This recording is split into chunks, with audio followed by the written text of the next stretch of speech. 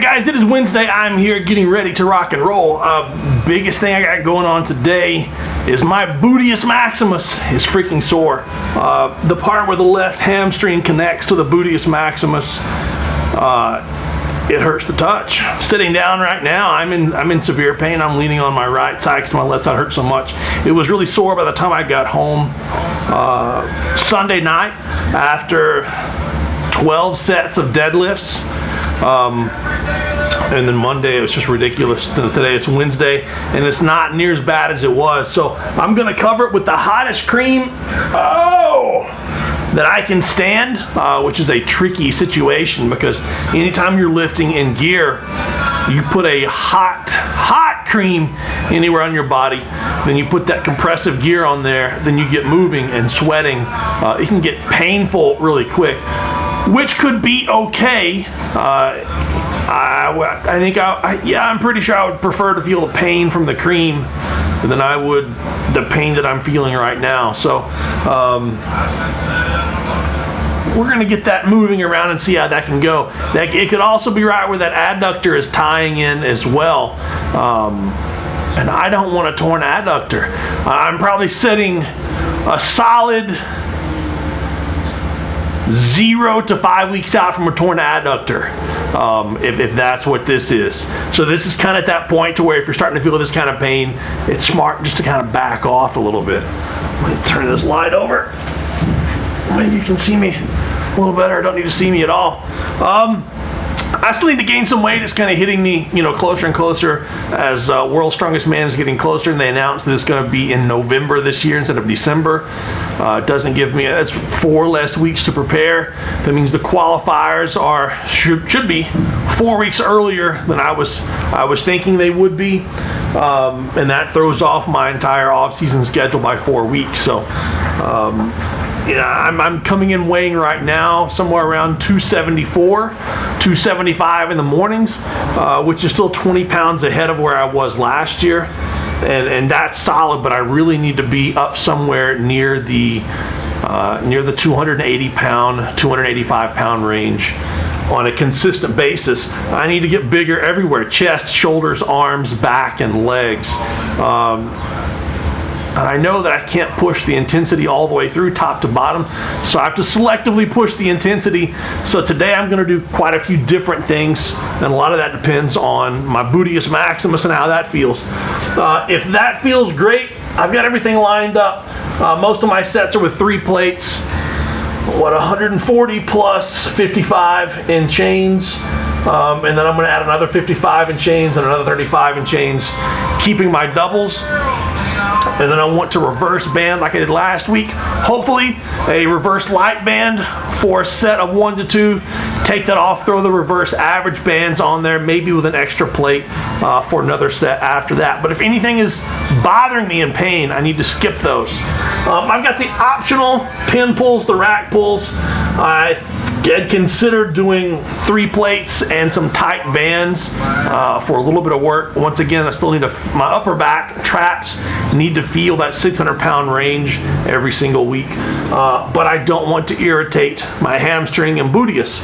I also thought about doing a reverse band set just to see if that's something I can work into my schedule, work into my routine on a consistent basis as well.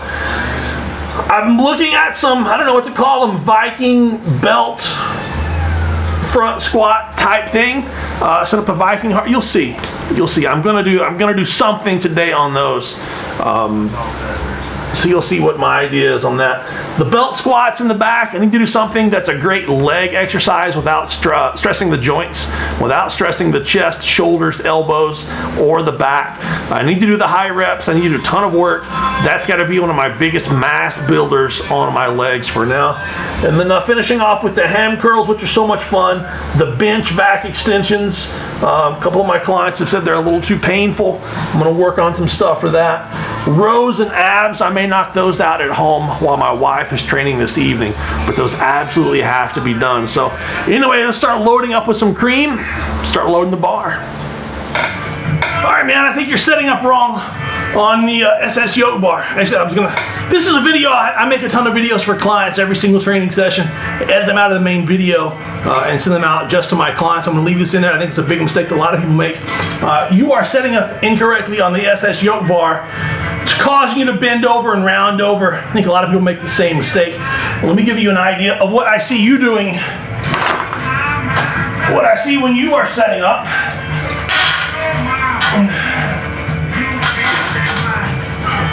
I think you've got it really high up on your neck.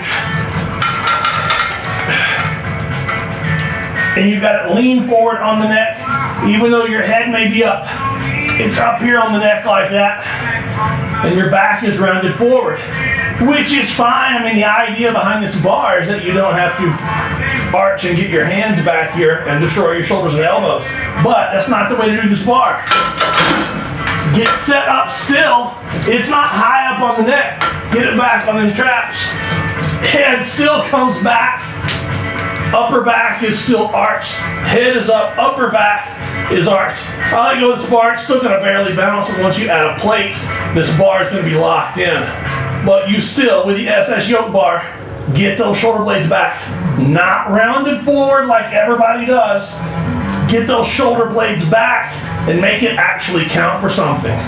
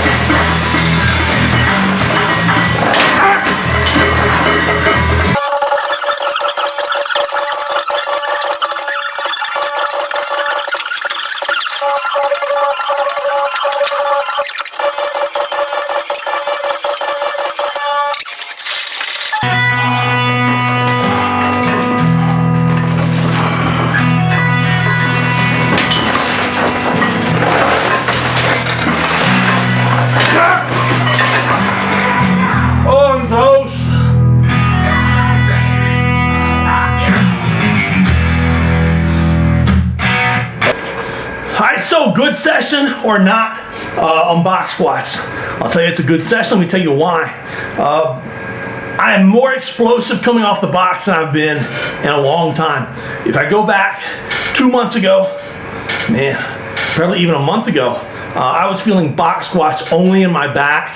That's because remember I was telling you about being very cautious off the box because that explosiveness, that reactiveness off of the box, it's got to come from the entire midsection being perfect. And I couldn't come off the box fast and explosive because my entire midsection was all screwed up. This week I was coming off the box with a lot more authority, and I'm feeling it all throughout my quads, hips, hams, a little bit my back. I felt it in my back a little bit on warm-ups, my back muscles, simply because as I was going down, I'm sure you can see on my warm-up videos from behind, as I was going down, I was losing my arch just a little bit and regaining it on the way up. It took till I had some serious weight on the bar until I got that arch and kept the arch. Because if you lose your arch with a heavy weight, you're going to end up eating the dirt instead of standing up. So all in all, that was the most weight I had handled total over a 5-set session. I think that should be. Yeah, that's absolutely the most weight I've handled across the 5 sets of 2 session. Wanted to go heavier, but I did not rest between my sets, did not rest between adding chains, which I had been doing the last few weeks, so my legs are tired. If I'm being honest, I've got a spot in my right quad that's bothering me. Of course, my left hamstring, my left gluteus is bothering me a little bit, and that sucker is hot and on fire right now. So I am going to go ahead and set up some pin pulls and at least play with something this week, and then move on to my experimental exercises. All right, so I am going to go ahead and add an extra mat. It'll be a 5th mat I've got down here. I've got the mini bands hooked up. Since I know that my body needs to feel the weight, this is exciting. And I know that I've already deadlifted hard. This will be the 6th or 8th time. I'm just pulling twice a week. I know I could easily beat myself up, so I'm going to use caution, and I'm going to prefer to pull semi-casual 5s instead of 10s, just to move some weight. That's the plan. Let's see if we can stick with the plan.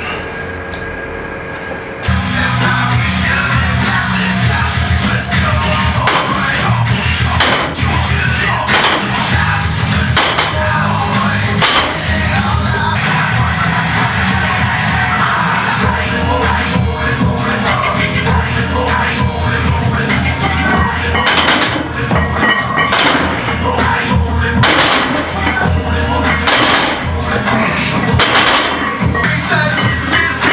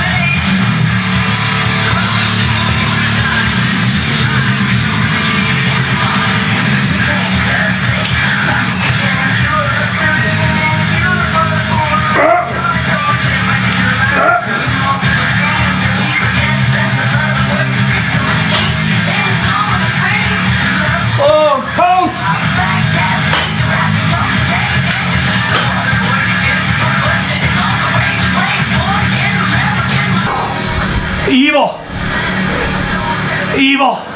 Those things are evil. Man, it's the first time doing those, at least in a while. Just the bands in the bottom peg, medium to narrow stance. It's a lot of legs, getting a lot of leg pump. You have to force the chest upright. That's the big issue I see with people doing the SS yoke bar reverse style, or using other versions of this thing. The top peg is paramount. That's key. The bar goes on this one. It sets across your neck. People are using this second peg to where it's down here, and automatically they just round over because that's the position it's easy to get in. And that's not the position you want to be in. You want to keep that upright chest. Front loading the bands took a lot off of the legs, and it put a lot more on the entire back muscles. The good mornings with those feel absolutely wonderful. Chances are really high next time I do seated good mornings, it'll be with this and some front loaded bands. And then I may set up some kind of bar here in the rack, so with some kind of really, really lightweight, but I could use a couple of light bands and be fine, be perfectly fine. I could even adjust the bands from the middle peg to the top peg, and that would pull even more. Feels solid. Let's go set up some stuff back in the back room sweat box.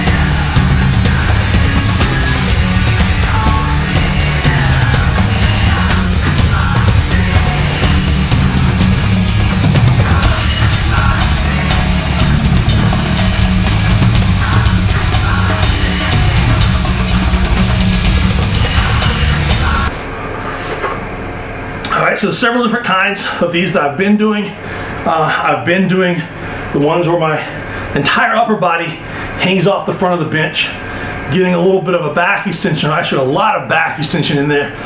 And that is a lot more mid-back, even with the hamstring contraction, bring it up. The kinds that I was doing here are two different kinds. I don't know if you can tell it from the video.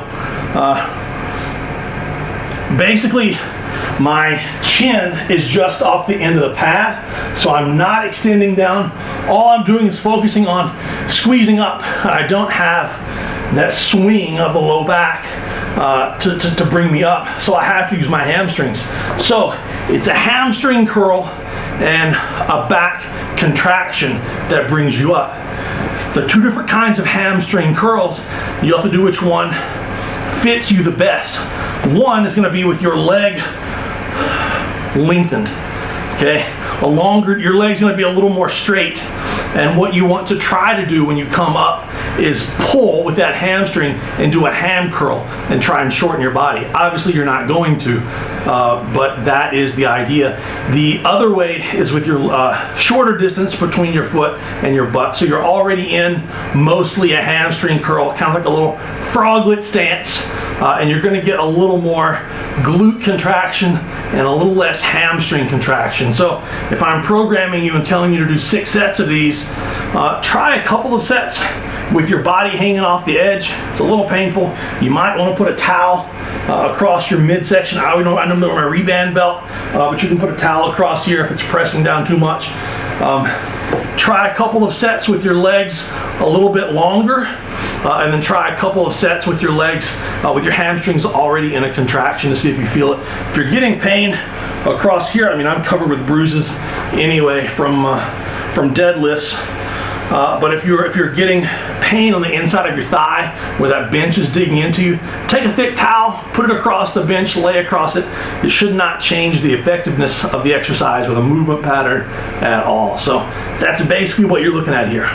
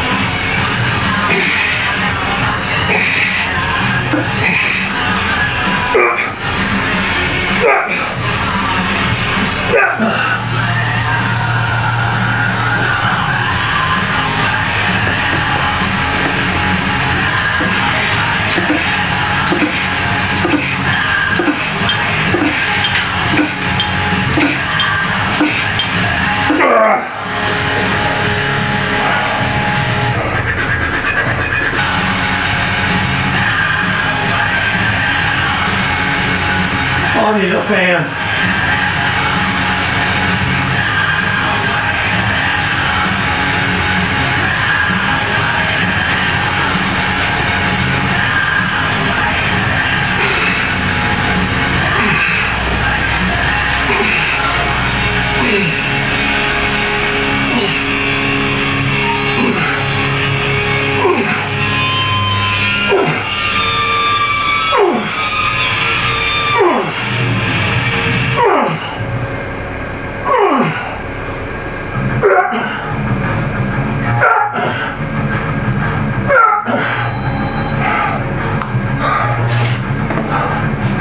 So you got some more spud than you got sense.